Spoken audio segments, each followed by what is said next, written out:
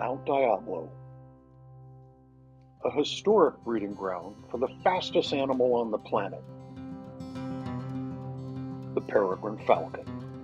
For over a decade, this amazing apex predator has had the benefit of a dedicated group of stewards from Mount Diablo Interpretive Association, known as the Peregrine Team.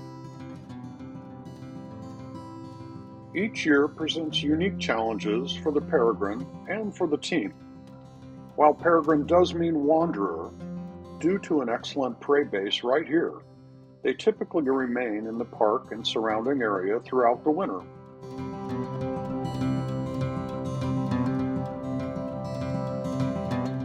Peregrine often welcome the team on training day each February.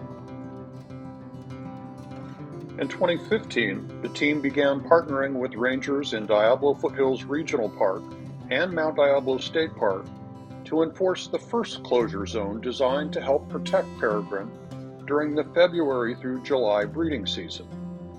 First, in the Pine Canyon Castle Rock area of the parks, then in Mount Diablo State Park in 2024 to establish a second closure zone in the remote Black Hills of the park.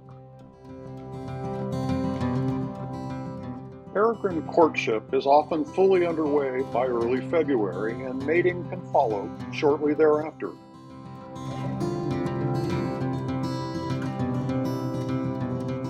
By spring, peregrine often have completed their house hunting and have selected a scrape or nesting cavity for the season.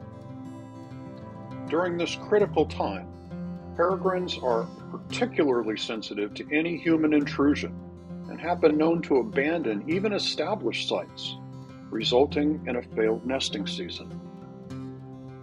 Some more experienced peregrine team members have developed keen observation skills and can tell when a female or falcon appears gravid and is about to lay her first egg.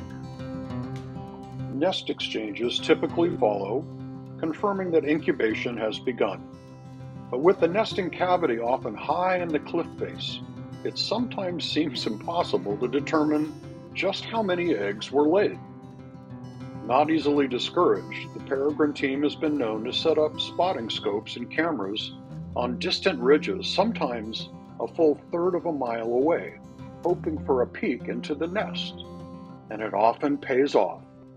Here, 3 beautiful eggs are confirmed, and in this case, 3 tiny, fuzzy bobbleheads could be seen being fed and cared for by their parents.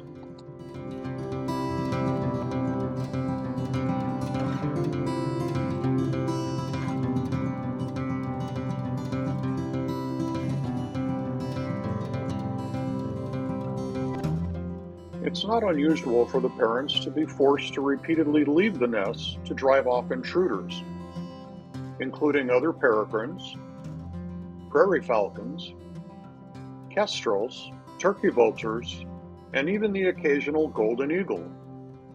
Commonly, by May, the chicks or eyases are mature enough to thermoregulate and withstand the minor trauma of being banded, while not so old as to scurry away and tumble off the cliff face.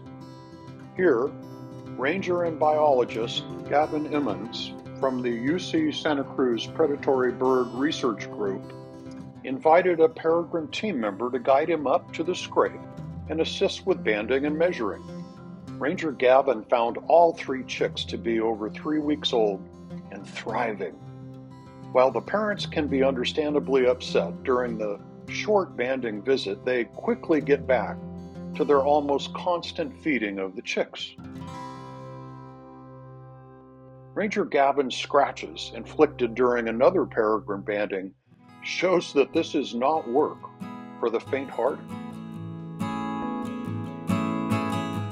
It's not long until chicks are showing dark colorations and are eating on their own when their parents deliver prey.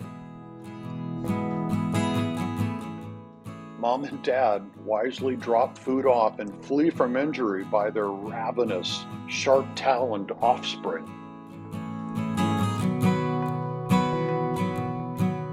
As summer approaches, the eyases are eager to practice wing flapping and rock hopping, finally leaving the nest as fledging nears.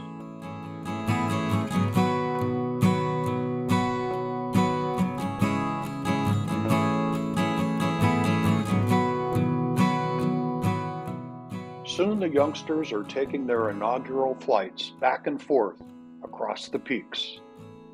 About this time, it's not unusual for sightings of the parents to begin to diminish. Perhaps the parents are using hunger to encourage their fledglings to hunt. Midsummer often finds the family absent from the canyon for days and then altogether gone.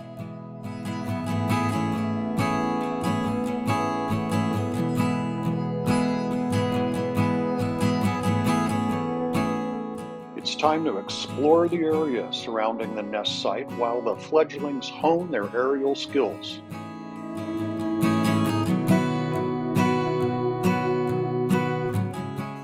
Practicing carrying sticks, no prey yet, and devouring food delivered by their parents.